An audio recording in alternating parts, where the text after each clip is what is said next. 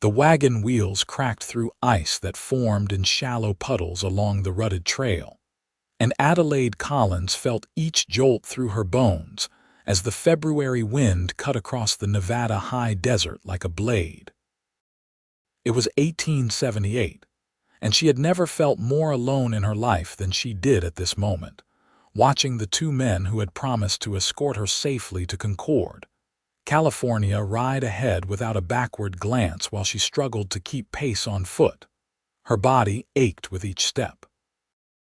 At 24 years old, Adelaide had always been a large woman, something her stepfather had never let her forget, and something the two rough men he had hired to transport her west clearly resented.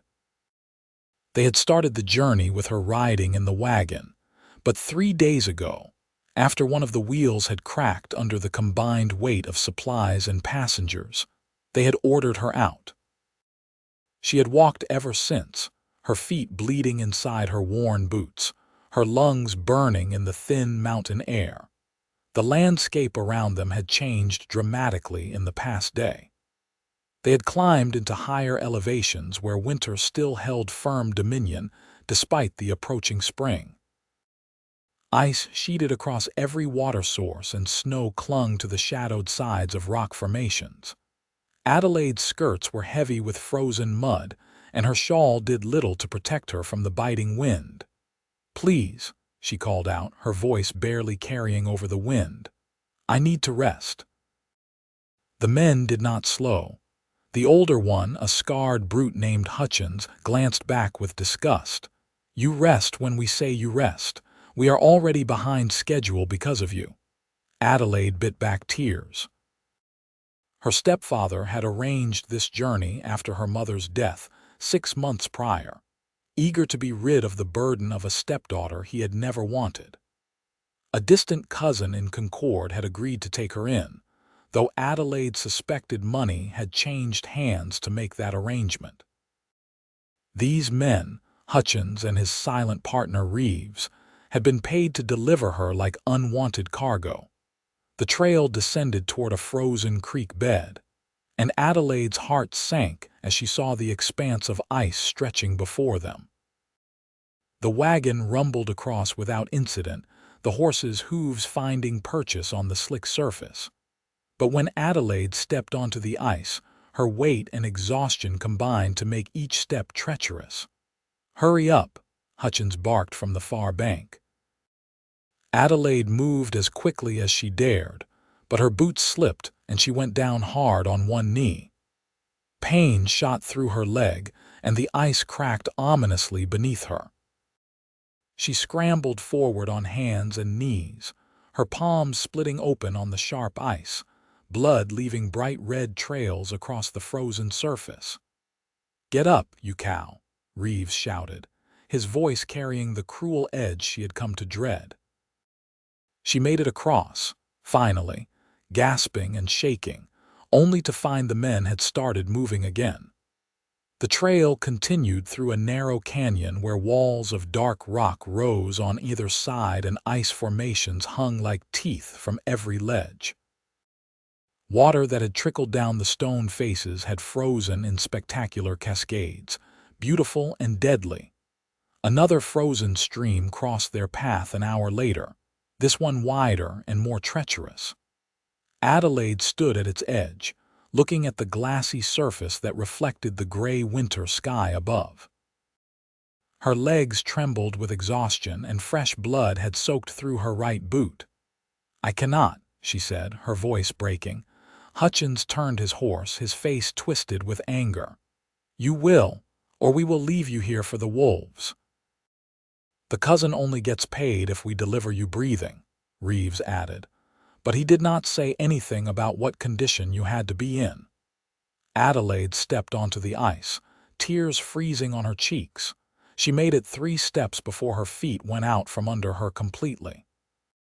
She crashed down, and the ice beneath her gave way with a sharp crack. Freezing water flooded around her, soaking through her layers of clothing in seconds. She screamed, trying to pull herself up, but her hands could find no purchase on the slick surface. The men laughed. actually laughed as she struggled. "Maybe that will teach you to move faster," Hutchins called. Adelaide managed to drag herself forward, crawling through the break in the ice, water streaming from her clothes. The cold was so intense it felt like fire, and her teeth chattered so hard she thought they might shatter. When she reached the far bank, she collapsed, unable to go any further. "Get up," Reeves demanded. "I cannot," Adelaide whispered. "Please, just a moment to catch my breath." Hutchins dismounted, and for a moment Adelaide felt a flicker of hope that perhaps some humanity remained in him. Instead, he grabbed her arm and hauled her upright with painful force. "You walk or you die here. Those are your choices." He shoved her forward, and Adelaide stumbled, catching herself against a boulder. Her wet clothes were already beginning to freeze, the fabric stiffening against her skin. She knew that if she did not find warmth soon, she would not survive the day. The canyon opened into a wider valley, and the wind hit with renewed force. Adelaide's vision began to blur at the edges. Her fingers had gone numb inside her wet gloves, and she could no longer feel her feet at all. Each step was an act of pure will, her body moving through instinct alone. She did not hear the rider approaching until he was nearly upon them. Hutchins and Reeves pulled their wagon to a halt, hands moving toward their weapons until they saw the lone rider was just that, alone. He sat astride a large bay horse, his hat pulled low against the wind, a heavy coat covering broad shoulders. Something about the way he sat his horse spoke of capability and quiet confidence. Adelaide tried to focus on him, but her vision kept swimming. She took another step, and her legs simply gave out. She hit the frozen ground hard, no longer having the strength to catch herself. "What is going on here?" The voice was deep, measured, with an accent that spoke of the Texas plains. "None of your concern, friend," Hutchins said, his hand still near his gun. "Just transporting cargo to California." The rider's horse moved closer, and Adelaide could make out boots, weathered leather, the fringe on chaps. "That cargo looks like a woman who is about to freeze to death." "She is fine," Reeves said. "Just clumsy. She is soaking wet in February in the high desert." The statement was flat, factual, and carried a note of steel beneath the calm surface. Adelaide tried to lift her head, to see the face of this stranger who might be her salvation or just another tormentor, but the world tilted sideways. She felt herself being lifted, strong arms sliding under her knees and shoulders, and then she was airborne for a moment before being settled onto the warm back of a horse. The rider swung up behind her, one arm circling her waist to hold her steady against his chest. "What do you think you are doing?" Hutchins demanded. "That is our property." "She is a person, not property," the cowboy said, his voice still quiet but now edged with something dangerous. "And if you were any kind of men at all, you would be ashamed of yourselves." Adelaide felt the horse wheel beneath them, felt the steady warmth of the man's body against her back, heard the creak of leather and the jingle of spurs. She wanted to speak, to thank him, but her jaw would not work properly. "You cannot just take her," Reeves protested. "We were paid to deliver her to Concord." "Then you best get to Concord and explain how you lost her," the cowboy said. "Though if you are smart, you will find a different story to tell, because if I hear that you have been treating other travelers this way, I will come looking for you." Adelaide felt the horse begin to move, a smooth gait that carried them away from the wagon, away from her tormentors. She wanted to stay conscious, to know where they were going, but the warmth of the man's body after so much cold was overwhelming. Her eyes slipped closed and darkness rose to claim her. When she woke, Adelaide found herself in a small cabin, lying on a bed near a roaring fire. Heavy blankets covered her, and she was wearing a shirt that was far too large for her, the fabric soft against her skin. Her own clothes hung on a line near the fire, steaming as they dried. Panic flared. Where was she, who had undressed her? She struggled to sit up, and pain lanced through every muscle in her body. Easy. The same deep voice from before, and Adelaide turned her head to see the cowboy sitting in a chair near the door, giving her space and privacy. In the firelight, she could see him clearly for the first time. He was perhaps 28 or 29, with dark hair that needed cutting and a jaw shadowed with several days of beard growth. His eyes were a striking gray-green, the color of sage, and they regarded her with concern but not pity. "Where am I?" Adelaide asked, her voice hoarse. "My winter cabin," he said. "About 5 miles from where I found you. You have been unconscious for 3 hours. My clothes." "I apologize for the intrusion on your privacy," he said, and he sounded like he genuinely meant it. "But you would have died if I had not gotten you out of those wet things. I kept my eyes averted as much as possible and worked as quickly as I could. Your modesty was preserved as much as circumstances allowed." Adelaide felt heat rise in her cheeks that had nothing to do with the fire. No man had ever seen her in any state of undress, and the thought of this stranger, however noble his intentions, having done so mortified her. "I am sorry," she whispered. "I am sure I was not a pleasant sight." Something flickered across his face, an expression she could not quite read. "You were a woman half frozen to death. That is all I saw and all that mattered." He stood, moving to the fire where a pot hung on a hook. "You need to drink something warm. I have coffee and some broth from last night's stew." "Broth, please," Adelaide said. Her stomach felt hollow, but she was not sure she could handle anything heavy. He ladled the broth into a tin cup and brought it to her, still maintaining a respectful distance. Adelaide had to sit up to drink, and she was acutely aware of how the oversized shirt hung on her, how her wet hair must look like a rat's nest, how her face was probably swollen and blotchy from crying and cold. The broth was rich and warming, and Adelaide drank it slowly, feeling life return to her limbs. The cowboy returned to his chair, giving her space. "Thank you," she said finally. "I do not know what would have happened if you had not come along." "You would have died," he said simply. "Those men should be horsewhipped for what they were doing to you." "They were hired to transport me to Concord," Adelaide explained. "After the wagon wheel cracked, they decided I was too heavy to ride anymore." His jaw tightened, but he said nothing. "I am Adelaide Collins," she offered.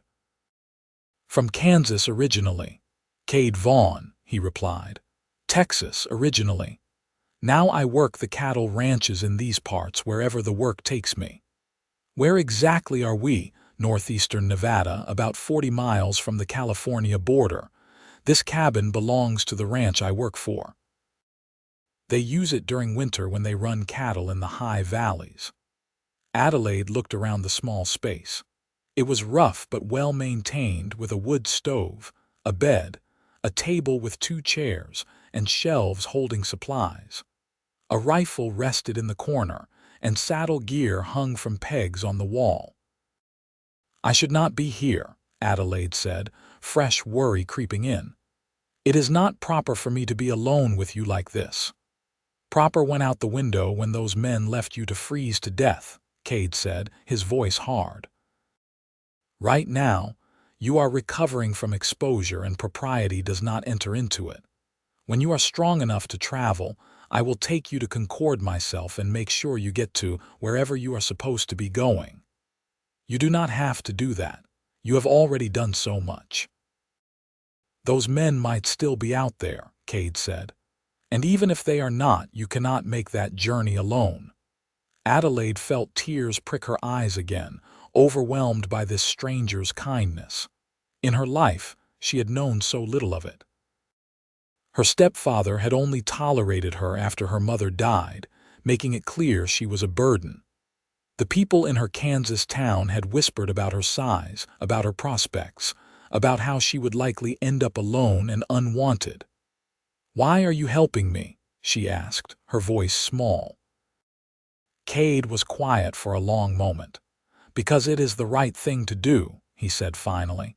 "And because no person deserves to be treated the way you were being treated." He stood again, moving to check on her clothes. "These are nearly dry. When you feel ready, you can get dressed. There is a privacy screen over there." He gestured to a folding screen in the corner. "I will step outside and tend to the horses." He put on his coat and hat and walked out into the cold, closing the door firmly behind him. Adelaide sat alone in the warm cabin, surrounded by the generosity of a stranger, and for the first time in months, she allowed herself to cry, not from fear or pain, but from the simple relief of being safe. By the time Cade returned, she had managed to dress herself, though her muscles protested every movement. Her clothes were warm and dry, and she had done her best to comb through her hair with her fingers. She knew she still looked a fright, but there was nothing to be done about it. Cade brought in more wood and built up the fire, then set about making dinner. Adelaide watched him work, noting the efficient economy of his movements, the way he handled the cast iron skillet and the supplies with practiced ease. He made pan biscuits and fried up salt pork with beans, simple food, but prepared with care. They ate at the small table, and Adelaide was surprised by how comfortable the silence between them felt. She had expected awkwardness, but instead there was simply a peaceful quiet, broken only by the crackle of the fire and the wind outside. "How long have you been a cowboy?" Adelaide asked eventually. "Since I was 14, Cade said. "Left home when my father died. My mother had passed years before, and I had no siblings. Hired on with a trail outfit heading north, and I have been working cattle ever since." "That must be a hard life." "It has its moments," he agreed, "but I like the freedom of it. No one tells me where to go or what to do beyond the work that needs doing. And there is something about being out under the sky, working with horses and cattle, that feels right to me." "I have never had that kind of freedom," Adelaide said quietly. "I have always been what other people wanted me to be or tried to be." "What do you want to be?" The question caught her off guard. No one had ever asked her that before. "I do not know," she admitted. "I suppose I have never let myself think about it." "Maybe now you can," Cade said. They talked more as the evening wore on. Adelaide found herself telling him things she had never told anyone. About her mother's gentle kindness and the grief of losing her.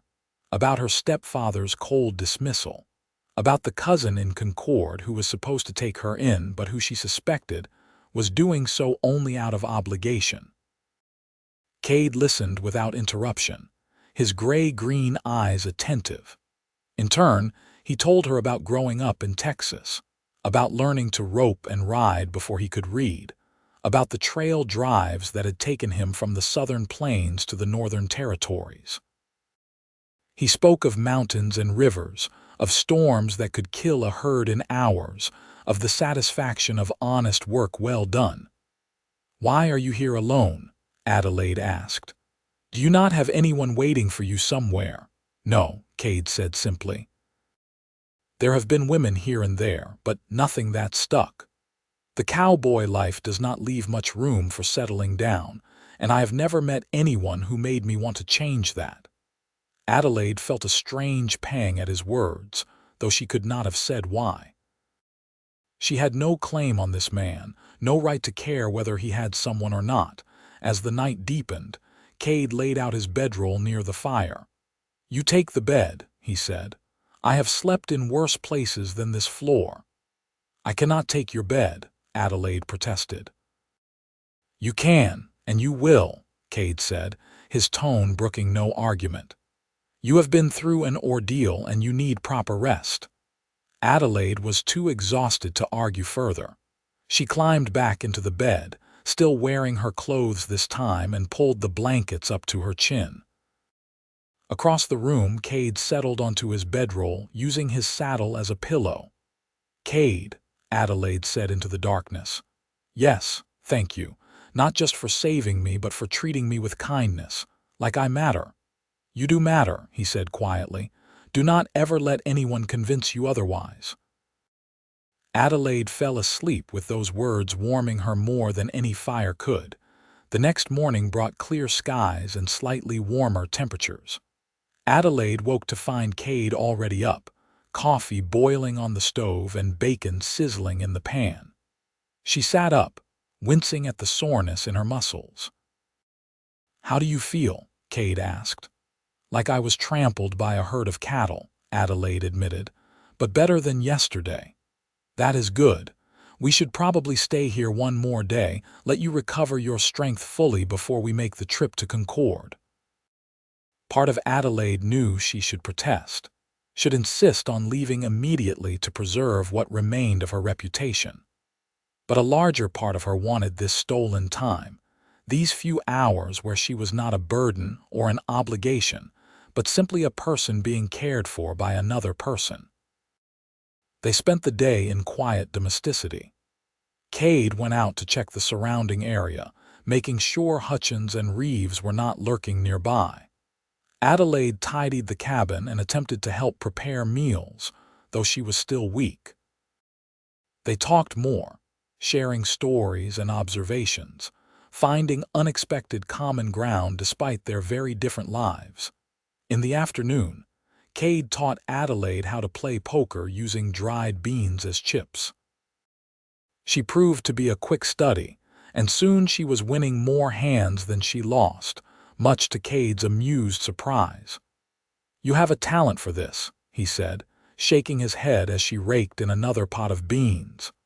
"Perhaps I should become a gambling woman," Adelaide said with a small smile. "Travel the saloons and riverboats. With your face, you would clean out every cowpoke between here and Texas," Cade said, then seemed to realize what he had said. He looked away quickly, a flush rising on his neck. Adelaide felt her own cheeks heat. Had he just suggested she was pretty? Surely not. Men did not look at women like her and think of beauty. But the compliment, however unintentional, warmed something inside her that had been cold for a very long time. That evening, as they sat by the fire after dinner, Cade pulled out a harmonica and played a few soft tunes. The music was melancholy and sweet, speaking of loneliness and longing, of open spaces and distant horizons. "That is beautiful," Adelaide said when he finished. "My father taught me," Cade said, looking at the instrument in his hands. "It was one of the few things I took with me when I left home." "Do you ever regret leaving?" "Sometimes," Cade admitted. "But I think I would have regretted staying more. There was nothing left for me there after he died, just memories and a piece of land I could not work alone." "I understand that," Adelaide said. "Sometimes leaving is the only choice, even when it hurts." Their eyes met across the firelight, and something passed between them, an understanding that went beyond words. They were both wanderers in their own way, both displaced from where they had started, both searching for something they could not quite name. Adelaide looked away first, her heart beating faster than it should. She could not allow herself to read meaning into these moments. Cade was being kind, nothing more. Once he delivered her to Concord, he would ride back to his cowboy life, and she would begin whatever new existence awaited her with her distant cousin. But that night, lying in the darkness, Adelaide allowed herself to imagine something different. She imagined staying here in this cabin, learning to cook over a wood stove and mend clothes and keep house in the wilderness. She imagined Cade coming home each evening, hanging his hat on the peg, pulling her into his arms. She imagined a life built on mutual respect and quiet companionship, the kind of partnership she had always longed for but never thought to find. They were only fantasies, she knew, but they were sweet ones, and she held them close as she drifted off to sleep. The next morning, Cade announced that Adelaide was strong enough to travel. He saddled his horse, a sturdy bay gelding named Rusty, and helped Adelaide mount. She sat side saddle as best she could in her full skirts, and Cade swung up behind her, one arm around her waist to keep her steady. The ride to Concord took the better part of the day. They descended out of the high desert country, moving through foothills that gradually gave way to the rolling terrain of Northern California. The weather remained clear, though cold, and Adelaide found herself acutely aware of every place where her body touched Cade's. They stopped at midday to rest the horse and eat the provisions Cade had packed. They sat on a fallen log, sharing jerky and hardtack, looking out over a valley where the first hints of green were beginning to show through the winter brown. "What will you do after you deliver me?" Adelaide asked. "Head back to the ranch," Cade said. "We will be moving the herd to summer pasture in a few weeks. Lots of work to be done before then." "Do you ever stay in one place? Put down roots?" "Never have," Cade said. "Though I suppose I have thought about it from time to time, getting my own piece of land, running my own cattle. But that takes money I do not have yet." "How much more would you need?" "A fair bit," Cade admitted. "I have been saving for years, but land costs more than most cowboys will ever see. Still, maybe someday." Adelaide heard the longing in his voice, the same longing she felt for something permanent and real. They were not so different, she thought. Both of them drifting, both of them dreaming of home. They remounted and continued on, and by late afternoon the town of Concord came into view. It was a modest settlement, with a main street lined by wooden buildings, a church steeple rising at one end, and houses scattered among the oak trees on the outskirts. Cade guided Rusty to the general store and helped Adelaide dismount. Her legs were shaky after so many hours in the saddle, and she stumbled slightly. Cade caught her arm, steadying her. "Thank you," she said, looking up at him, "for everything." "Let me help you find your cousin," Cade said. "Make sure you get settled properly." They inquired inside the store, and the proprietor directed them to a house on the edge of town. As they approached on foot, Cade leading Rusty behind them, Adelaide felt her anxiety growing. What if her cousin did not want her after all? What if this was just another place where she would be unwanted and alone? The house was small but neat, with a white picket fence and curtains in the windows. Cade opened the gate for Adelaide, and they walked up to the door together. Adelaide knocked, her heart pounding. A woman answered, perhaps in her 40s, with graying hair pulled back in a bun and sharp eyes that took in Adelaide and Cade with equal assessment. "Yes," she said. "I am Adelaide Collins," Adelaide said, trying to keep her voice steady. "I believe you are expecting me." "You are my mother's cousin, Judith." The woman's expression did not soften. "You were expected 3 days ago. Where have you been?"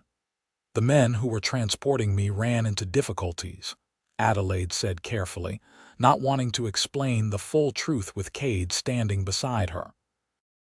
"And who is this?" Judith asked, looking at Cade with suspicion. "Cade Vaughn, madam," Cade said, removing his hat. "I assisted Miss Collins after she encountered some trouble on the trail. I wanted to make sure she arrived safely." "I see," Judith said, and her tone suggested she saw quite a lot, none of it good. "Well, Adelaide, you had best come in. We have much to discuss." Adelaide turned to Cade, not wanting to say goodbye but knowing she had no choice. "Thank you again for everything." "Take care of yourself," Cade said quietly.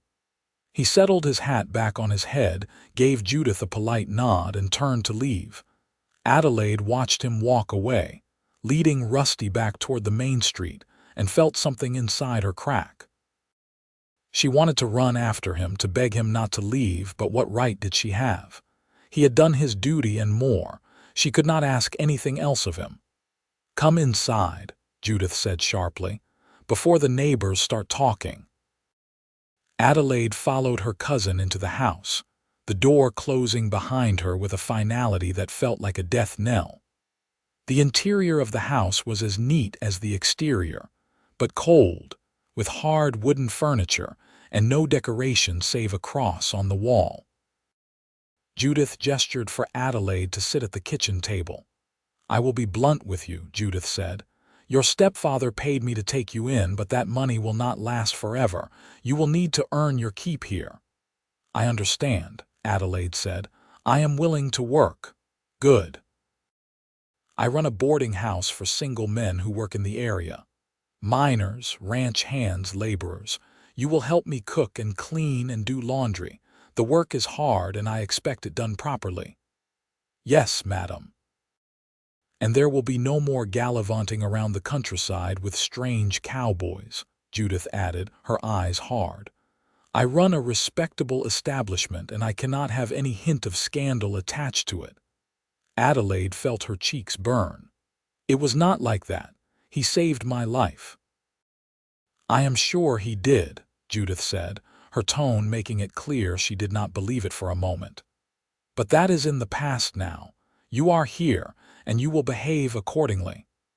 Over the following weeks, Adelaide settled into a routine of endless work. She rose before dawn to prepare breakfast for the 8 men who boarded at the house. She scrubbed floors and washed linens and hauled water and cooked 3 meals a day. Judith watched her constantly, criticizing everything from the way she kneaded bread to the way she hung clothes on the line. The boarders were rough men, most of them, though generally respectful. They ate their meals in silence and kept to themselves. Adelaide appreciated that they did not stare at her or make cruel comments about her size, though she suspected Judith had laid down rules about such things. But despite the work and the routine, Adelaide could not stop thinking about Cade. She remembered the warmth of his chest against her back as they rode, the kindness in his gray-green eyes, the way he had treated her like she mattered. At night, lying in her narrow bed in the attic room Judith had assigned her, she allowed herself to wonder what he was doing, whether he ever thought of her. 6 weeks after her arrival, Adelaide was in the general store purchasing supplies when she overheard 2 cowboys talking. "Heard Cade Vaughn signed on with the Martin Ranch for the summer drive," one said. "That is a good outfit," the other replied. "He will do well there." Adelaide's heart leaped at the sound of his name, the Martin Ranch the cowboys had said. She knew from the boarders that it was about 15 miles outside Concord. She should not care. She should focus on her new life and forget about the cowboy who had briefly entered and exited it. But she could not seem to let it go. Cade had made her feel seen and valued in a way no one else ever had, and the memory of that feeling sustained her through the long days of thankless labor. 2 weeks later, on a Sunday afternoon when Judith had given her a rare few hours off, Adelaide walked to the Martin Ranch. It was a long walk, and her feet ached by the time she arrived, but she had to know if he was there, had to see him one more time. The ranch was bustling with activity, cowboys moving cattle in and out of corrals, horses being exercised in the breaking pen. Adelaide stood at the gate, feeling foolish and out of place, wondering what she had been thinking coming here. "Can I help you, miss?" A young cowboy approached, his expression friendly. "I am looking for Cade Vaughn," Adelaide said. "I was told he works here." "He does. He is out with the herd right now, but he should be back before dark." "Did you want to leave a message?" Adelaide hesitated. What message could she possibly leave? "No, thank you. I will come back another time." She turned to leave, but the cowboy called after her. "If you want to wait, you are welcome to sit on the porch there. It is a long walk back to town." Adelaide accepted gratefully, settling onto the bench on the ranch house porch. She watched the activity of the ranch, the purposeful movement of men and animals, and felt a longing for something she could not name.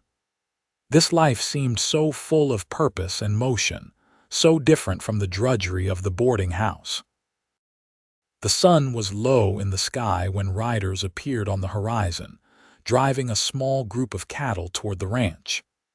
Adelaide stood, her heart pounding, and recognized Cade immediately by the way he sat his horse. He rode into the yard and dismounted, handing Rusty's reins to another cowboy. He was dusty and tired, his hat pushed back on his head, but he looked good, strong and capable and alive in a way that made Adelaide's chest ache. Then he saw her. He froze, his expression shifting from surprise to something else, something that made Adelaide's breath catch. He walked toward her, his stride long and purposeful. "Adelaide," he said, and her name in his voice was the sweetest sound she had ever heard. "Hello, Cade," she managed. "What are you doing here? Is something wrong?" "No," Adelaide said quickly. "Nothing is wrong. I just wanted to see you again, to thank you properly." "You already thanked me." "I know, but it did not feel like enough. You saved my life and then you rode out of it, and I have not been able to stop thinking about it." Cade removed his hat, turning it in his hands. "I have been thinking about it too," he admitted. "About you. I almost rode into town a dozen times, but I figured you were settling into your new life and did not need a dusty cowboy complicating things." "My new life is not what I hoped it would be," Adelaide said quietly. "My cousin is not unkind exactly, but she makes it clear I am there out of obligation. I work from dawn to dusk, and no one speaks to me except to give orders or criticism." Cade's jaw tightened. "I am sorry. You deserve better than that." "I am beginning to think maybe I do," Adelaide said, the words feeling brave and terrifying at once. "Being with you, even for those few days, showed me what it feels like to be treated like I matter. I did not know I could feel that way." "Adelaide," Cade said, and the way he said her name was different now, charged with feeling. "I have not stopped thinking about you, about your courage, your kindness, the way you looked sitting by the fire in my cabin. I have been on dozens of trail drives, seen half the West, and I have never met anyone like you." "You barely know me," Adelaide whispered. "I know you walked through ice until you fell because you are stronger than those men gave you credit for," Cade said. "I know you did not complain once while you recovered, even though you were hurting. I know you have a quick mind and a gentle heart, and when you smile, it lights up your whole face." Adelaide felt tears well up. "No one has ever spoken to me like this." "Then everyone else is a fool," Cade said firmly. He stepped closer, close enough that Adelaide could see the flecks of gold in his gray-green eyes. "I do not have much to offer. I am a cowboy with more dreams than dollars. But if you would consider it, I would like to court you properly. Come visit you on my days off, take you for walks, maybe Sunday dinners if your cousin allows it. Get to know you the way I have been wanting to since I first lifted you onto my horse." "Yes," Adelaide said, the word bursting out of her. "Yes, I would like that very much." Cade's face broke into a smile that transformed his whole appearance, making him look younger and happier than Adelaide had yet seen him. "Sunday, then. I will come to the boarding house, speak to your cousin, do everything properly." "Sunday," Adelaide agreed. She walked back to town feeling like she was floating, despite her aching feet. When she arrived at the boarding house, Judith took one look at her face and frowned. "Where have you been?" "I went for a walk," Adelaide said, which was technically true. "You look different," Judith said suspiciously. "What happened?" "Nothing happened," Adelaide said. "I simply enjoyed the fresh air." But over dinner that evening, as Adelaide served the boarders their meal, she could not keep the small smile from her face. One of the men, a grizzled ranch hand named McCready, noticed. "You are looking cheerful, Miss Collins," he observed. "It is a nice evening," Adelaide said. "It surely is," McCready agreed and winked at her in a way that suggested he knew there was more to the story. The week that followed was the longest of Adelaide's life. She worked her usual endless hours, but now everything had a different quality, anticipation making even the most tedious tasks bearable. She washed and mended her best dress, the one she had been wearing when Cade found her. She practiced what she would say, how she would act, desperate not to disappoint him when he saw her again. Sunday arrived at last. Adelaide was a bundle of nerves as she helped prepare the midday meal, burning herself twice on the stove and oversalting the potatoes. Judith watched her with increasing irritation. "What is wrong with you today?" she demanded. Before Adelaide could answer, there was a knock at the door. Judith went to answer it, and Adelaide heard Cade's deep voice in the front hall. "Good afternoon, madam. I am Cade Vaughn. I would like to speak with you about calling on your cousin, Adelaide Collins." There was a long silence, and Adelaide could picture Judith's face, the disapproval that would be written there. She held her breath, waiting. "Come into the parlor," Judith said finally, her voice cold. Adelaide waited in the kitchen, her hands twisted in her apron, listening to the murmur of voices from the other room. She could not make out the words, but she could hear the tone. Judith's sharp and questioning, Cade's respectful but firm. Finally, Judith called for her. "Adelaide, come here."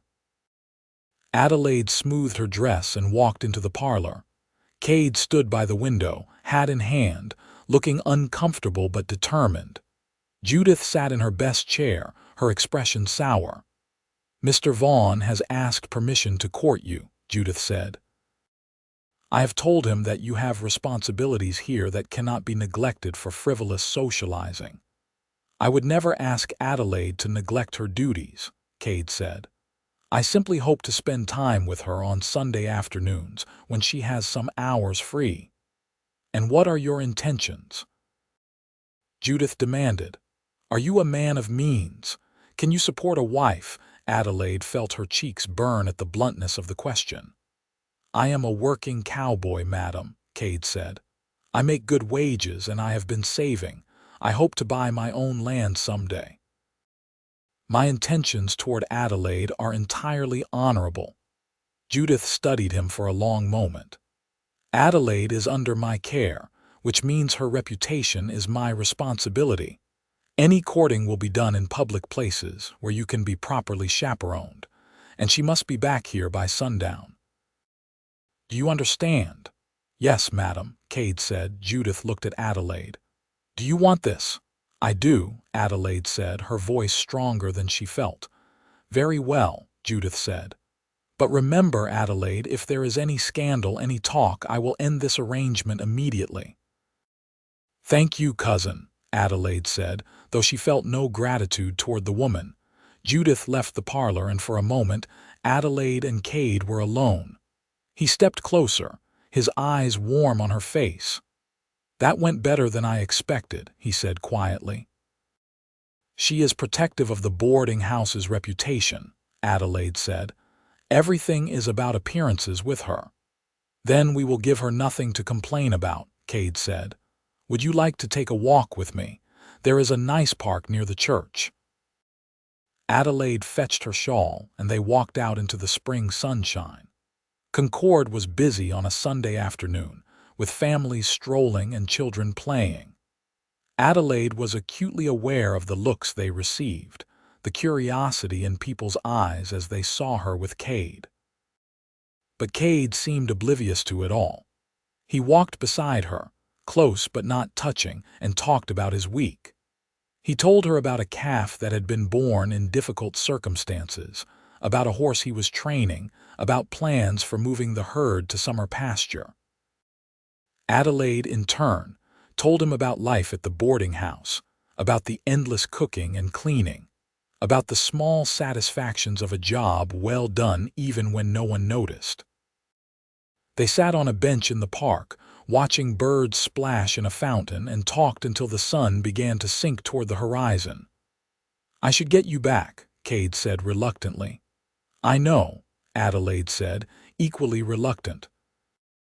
He walked her to the boarding house, and at the gate he took her hand briefly. The touch was proper public, but it sent electricity through Adelaide's whole body. "Next Sunday?" he asked. "I will count the days," Adelaide said. She did count them. Each day of the week felt endless, but finally, Sunday would come again, and Cade with it. They fell into a pattern over the following months, seeing each other every Sunday when Cade could get away from the ranch. They walked through town, attended church together, sat in the park and talked for hours. Adelaide learned everything about him: his love of horses, his dreams of owning land, his memories of his parents. He learned about her too: her love of reading, her skill with numbers, her quiet hope for a life that was more than just work and obligation. The other cowboys at the Martin Ranch teased Cade about his Sunday courtship, but it was good-natured teasing, and some of them even offered advice on courting. The boarders at Judith's house noticed Adelaide's weekly absences and her improved mood, and most of them seemed pleased for her. Judith remained cold but could find no fault with the propriety of the courtship. Cade was always respectful, always had Adelaide home before dark, always behaved like a gentleman. But as spring turned to summer, Adelaide began to long for more than Sunday afternoon conversations. She wanted to know what it felt like to be held by him, to be kissed, to plan a future together rather than just stealing hours in the present. It was late June when things changed. Cade arrived on a Sunday afternoon with a different energy about him, excited and nervous at once. "I need to tell you something," he said as they walked toward the park. "What is it?" Adelaide asked, her heart beginning to race. "The Martin Ranch is selling off some of their marginal land," Cade said. 160 acres up in the foothills. "It is not great cattle country, but it would be a start. I have been saving for years, and I have almost enough. With one more season's wages, I could buy it." "Cade, that is wonderful," Adelaide said, genuinely happy for him. "It is more than wonderful," Cade said. He stopped walking and turned to face her, taking both her hands in his. "Adelaide, I have been courting you for 4 months now. In that time, you have become the most important person in my life. I think about you constantly. I dream about building a life with you." Adelaide's breath caught. Was he saying what she thought he was saying? "I am getting ahead of myself," Cade said, looking nervous. "I should not speak of this yet. I do not have the land, do not have a proper home to offer you." "Cade," Adelaide said gently, "what are you trying to say?" He took a deep breath. "I am saying that I love you, Adelaide Collins. I have loved you since you smiled at me over a poker game in my winter cabin. I love your strength and your kindness and your quick mind. I love the way you see the world and the way you make me want to be a better man." Tears spilled down Adelaide's cheeks. "I love you too," she whispered. "I have loved you since you lifted me onto your horse without a word, when you saved me without expecting anything in return." Cade pulled her close, right there in public where anyone could see, and held her against his chest. Adelaide felt his heart pounding beneath her cheek, felt the strength of his arms around her, and knew this was what home felt like. "Will you wait for me?" Cade asked into her hair. "One more season, maybe 2, until I have the land and can build us a house. Then I will ask you properly, we'll do this right." "I will wait," Adelaide said. "I would wait forever for you." They stood there for a long time, holding each other, and Adelaide felt something inside her settle into place. This was real. This was happening. She was loved, truly and completely, by a good man who saw her for who she really was. But their happiness was threatened from an unexpected quarter. One of the boarders, a man named Sterling who had recently moved into Judith's house, began to pay Adelaide unwanted attention. He found excuses to be in the kitchen when she was cooking, made comments about her appearance, stood too close when he spoke to her. Adelaide tried to avoid him, but the house was not large enough to escape entirely. When she mentioned it to Judith, her cousin dismissed her concerns. "Sterling pays his rent on time and causes no trouble," Judith said. "You are being oversensitive." But Sterling's attention grew bolder. One evening, when Adelaide was carrying laundry up from the cellar, he cornered her in the narrow stairwell. "You should not waste yourself on that cowboy," Sterling said, his breath hot on her face. "A woman like you needs someone who can appreciate her." "Let me pass," Adelaide said firmly, her heart pounding with fear and anger. "Just one kiss," Sterling said, reaching for her. Adelaide shoved past him with all her strength, her size giving her an advantage for once. She stumbled up the stairs and into the kitchen, her hands shaking. She said nothing to Judith, knowing it would do no good. But on Sunday, when Cade arrived, Adelaide told him everything. The change in Cade was immediate and frightening. His expression went hard and his hand moved to his gun belt before he seemed to remember he was in town and forced himself to relax. "Show me who he is," Cade said, his voice low and dangerous. "Cade, no. You will get in trouble." "Show me," Cade repeated. Adelaide pointed out Sterling, who was sitting on the front porch smoking. Cade walked straight to him and Adelaide followed, afraid of what might happen. "Are you Sterling?" Cade asked. "Who wants to know?" Sterling replied, looking Cade up and down with disdain. "The man who is going to tell you once, and only once, to stay away from Adelaide Collins," Cade said. "You do not speak to her, you do not look at her, you do not even think about her. If I hear you have bothered her again in any way, I will come back, and we will have a different kind of conversation." Sterling stood, puffing himself up. He was taller than Cade but not broader, and there was something in Cade's stance that spoke of real danger, not just bluster. "You think you scare me, cowboy," Sterling said. "I do not think anything," Cade said. "I am just making sure you understand the situation." Judith appeared in the doorway, drawn by the confrontation. "What is going on out here?" "Just leaving, madam," Cade said politely. He took Adelaide's arm and guided her away from the house, back toward the park. "You should not have done that," Adelaide said, though secretly she was thrilled that he had stood up for her. "Yes, I should have," Cade said. "No one threatens you while I am around." But the confrontation had consequences. When Adelaide returned that evening, Judith was waiting for her, fury written all over her face. "Sterling is leaving," Judith said coldly.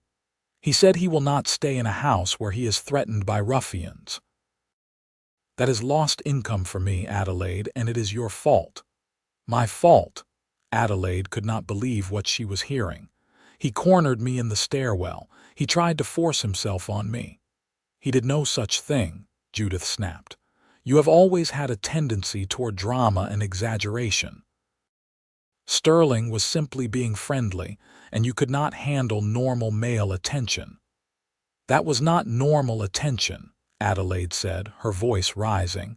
"He frightened me." "You are fortunate I do not throw you out on the street," Judith said. "As it is, you will work double hours until I find a replacement boarder, and if that cowboy causes any more trouble, he will not be welcome here at all." Adelaide wanted to argue to defend herself and Cade, but she knew it would do no good. Judith had made up her mind and nothing would change it. The next weeks were grueling. Judith worked Adelaide harder than ever, finding fault with everything she did. The other boarders noticed and seemed uncomfortable with the situation, but none of them spoke up on Adelaide's behalf. When Sunday came, Adelaide was exhausted and close to breaking. Cade took one look at her and his face darkened. "What has she been doing to you?" he demanded. Adelaide told him about Judith's punishment, about the endless work and constant criticism. As she talked, Cade's expression grew more and more thunderous. "This has to stop," he said. "Come away with me. We will get married now today. I do not care if we have to live in the bunkhouse at the ranch until I can afford better." "Cade, I cannot," Adelaide said, though every part of her wanted to say yes. "We planned to wait until you had the land." "Plans can change," Cade said. "I will not leave you in that house to be worked to death and mistreated." "But your dream," Adelaide said, "the land you have been saving for." "You are my dream," Cade said fiercely. "Land is just dirt. You are everything." Adelaide felt tears stream down her face. "Are you sure?" "I do not want you to regret this later." "The only thing I would regret is waiting one more day to make you my wife," Cade said. He went down on one knee right there in the park, taking her hand. "Adelaide Collins, will you marry me?" "I do not have a ring yet, and I do not have much to offer but a cowboy's wages and a heart that loves you more than anything in this world. But if you will have me, I swear I will spend every day trying to make you happy." "Yes," Adelaide said through her tears. "Yes, yes, 1,000 times yes." Cade stood and pulled her into his arms, kissing her for the first time right there in public view. It was sweet and gentle and perfect, and Adelaide felt like her heart might burst from happiness. They went directly to the minister's house and explained the situation. The minister was understanding and agreed to marry them the following Saturday, giving them a week to make arrangements and post the proper notices. When Adelaide told Judith that evening, her cousin's reaction was predictably cold. "So you are leaving me without help and running off with that cowboy," Judith said. "I am getting married," Adelaide corrected, "and I have given you a week's notice, which is more than fair." "Fair," Judith scoffed. "Nothing about this situation has been fair. I took you in out of family obligation, and this is how you repay me." "I have worked every day since I arrived," Adelaide said, her own anger finally rising to meet her cousin's. "I have cooked and cleaned and done laundry for your boarders without complaint. I have earned my keep and more.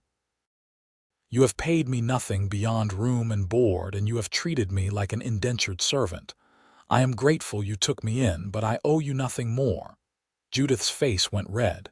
"Get out, pack your things and leave tonight." "I will leave Saturday after the wedding," Adelaide said firmly. "You can manage until then." She turned and walked upstairs to her attic room, her heart pounding but her head high. She had stood up for herself finally, and it felt like freedom. The week passed in a blur. Cade came to the house each evening after work, braving Judith's cold disapproval to sit with Adelaide in the parlor for a proper courtship visit. They planned their future together, where they would live at first, how they would save for the land, what their house would look like when they finally built it. Macready and some of the other boarders pooled their money and bought Adelaide a simple wedding dress from the general store, cream-colored calico with lace at the collar. The gesture brought her to tears, this kindness from men who barely knew her. On Saturday morning, Adelaide dressed in her new gown and walked to the church with Judith, who had insisted on attending for appearance's sake. The small church was surprisingly full.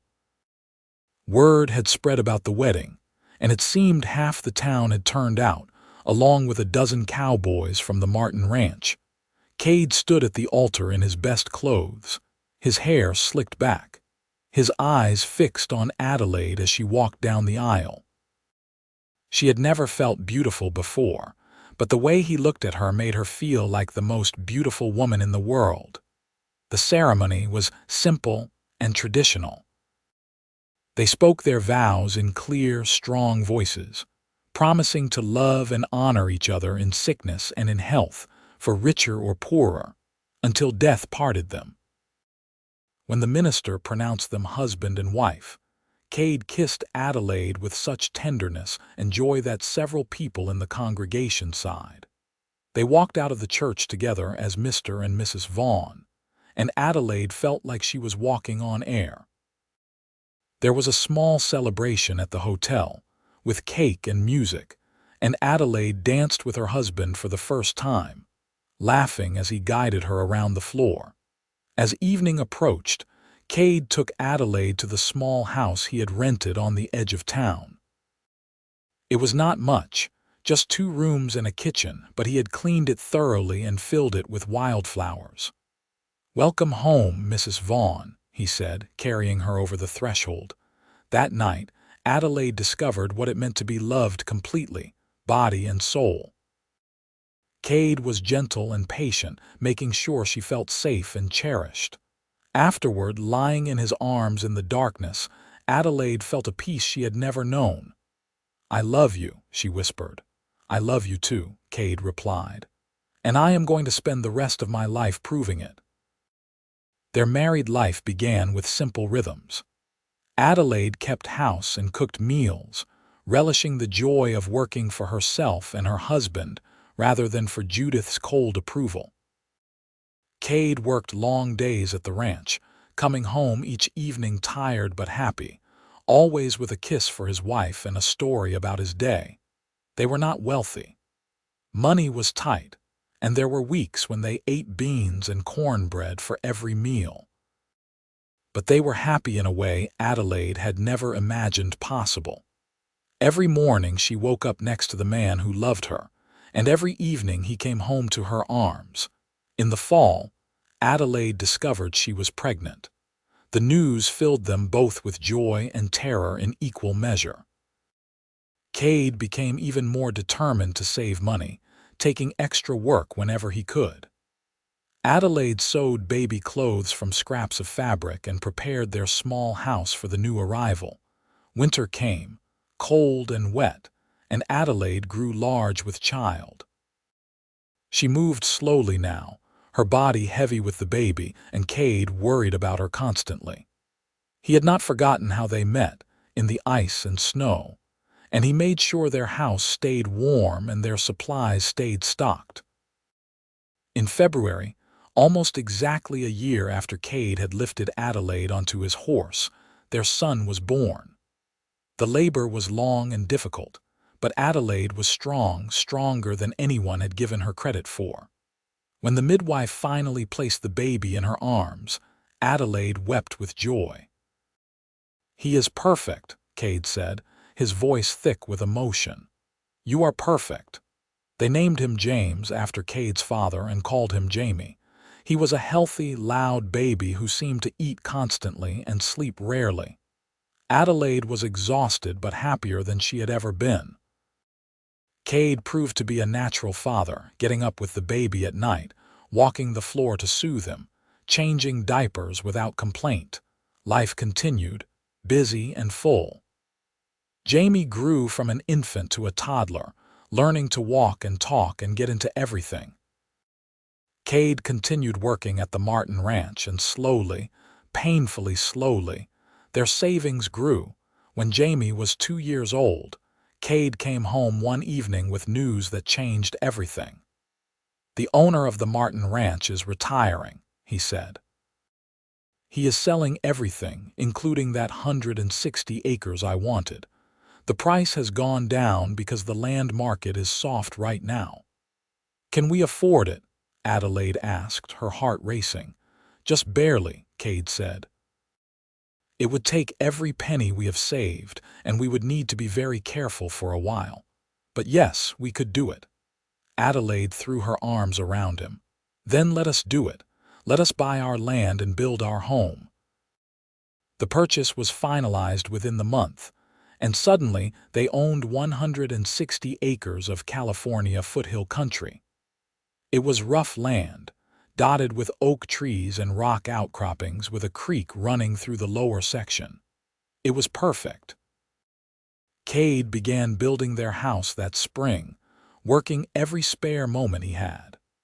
Other cowboys from the ranch came to help on their days off, and slowly a structure took shape on a rise overlooking the creek. It was not a large house, but it was solidly built, with 2 bedrooms, a main room with a fireplace, and a kitchen with a real stove. They moved in on a warm day in June, carrying their meager possessions up the hill to their new home. Jamie ran ahead, exploring every corner, laughing with delight at the space and freedom.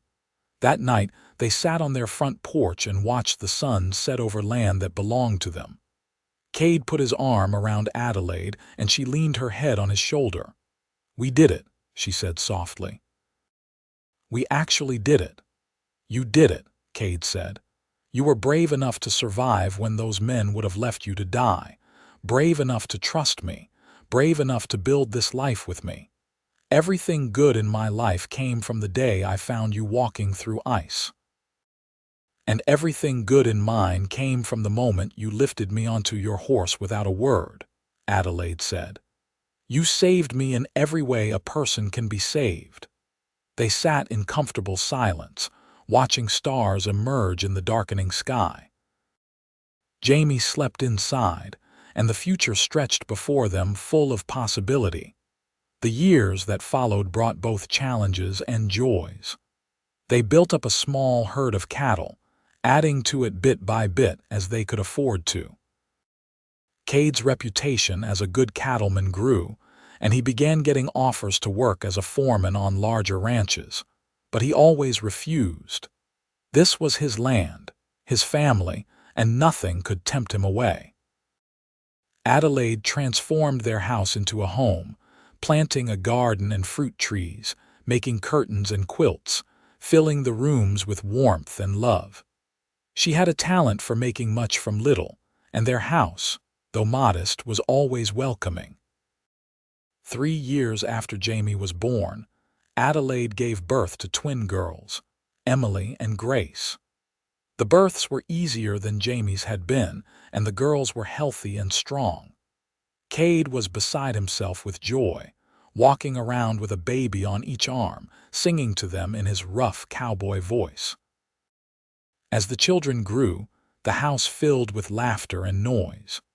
Jamie was serious and thoughtful like his father, while Emily and Grace were wild and fearless.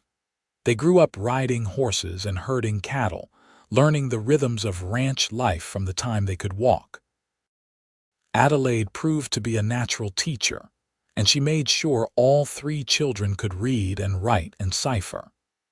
In the evenings, after the work was done, the family would gather by the fireplace, and Adelaide would read aloud from books she borrowed from the small library in Concord. The ranch prospered slowly but steadily. They never became wealthy, but they were comfortable, with enough to eat and a solid roof over their heads. More importantly, they were happy. Cade's love for Adelaide never dimmed. Even after years of marriage, he still looked at her like she was the most precious thing in his world. He brought her wildflowers from the meadow, kissed her in the kitchen when the children were not looking, told her every day that he loved her. Adelaide, who had once been convinced she was unlovable, bloomed under his devotion. She gained confidence in herself, in her worth, in her right to take up space in the world. She was a good mother, a good rancher's wife, and a good partner. She handled the ranch accounts with skill, managed their resources wisely, and stood beside Cade as an equal in all things. Sometimes, travelers would come through their land, following the old trail that ran near their property. Adelaide always invited them to stay for a meal, remembering how it felt to be alone and vulnerable. More than once, Cade and Adelaide helped someone who had fallen on hard times, giving them work for a few weeks or provisions for their journey. "We never forget how we started," Adelaide would tell the children. "Your father saved me when I had nothing and no one. We passed that kindness along." Judith came to visit once, several years after Adelaide's wedding. She was older, grayer, and if possible, even more sour than before. She looked around the modest ranch house with poorly concealed disdain. "So this is what you left my house for," she said. "A hardscrabble ranch in the middle of nowhere." "This is home," Adelaide said firmly. "This is the life I chose with the man I love, and I would not trade it for anything." Judith stayed for dinner, sitting stiffly at the table while the children chattered and Cade and Adelaide exchanged warm glances. When she left the next morning, Adelaide felt nothing but relief. "That is the last time we see her, I think," Adelaide said to Cade. "Does that bother you?" "No," Adelaide said honestly. "I have the family I need right here." The years turned like pages in a book. Jamie grew into a strong, capable young man who loved the ranch life as much as his father. Emily and Grace grew into spirited young women with minds of their own. They all stayed close to home, working the ranch together, building on what Cade and Adelaide had started. When Jamie was 22, he married a sweet girl from town and brought her to live on the ranch. Cade and Adelaide added a room onto the house for the young couple, and life continued with the next generation joining in the work and the joy. Emily surprised everyone by becoming the best horse trainer in the county, with a gift for gentling even the most difficult animals. Grace discovered she had her mother's head for numbers and began handling accounts not just for their ranch, but for several others in the area. More grandchildren came, filling the house with noise and laughter. Adelaide, who had once thought she would live her life alone and unloved, now found herself surrounded by family at every turn.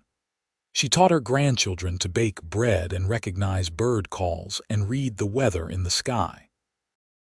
She held them when they cried and celebrated their victories, and loved them with the fierce devotion she had learned from Cade. As they grew older, Adelaide and Cade would sometimes sit on their porch in the evenings, watching the sun set over the land they had built their life on. Their hair had gone gray, their bodies had slowed, but the love between them remained as strong as ever. "You ever think about that day?" Adelaide asked one evening. "When you found me in the ice?" "Sometimes," Cade admitted. "I think about how close we came to never knowing each other. If I had taken a different trail, if I had been an hour earlier or later, it terrifies me to think about." "I think about it too," Adelaide said. "I think about how ready I was to give up, to believe I was worth nothing, and then you came along and showed me differently." "You saved yourself," Cade said, taking her hand. "I just gave you a ride." "You gave me everything," Adelaide said.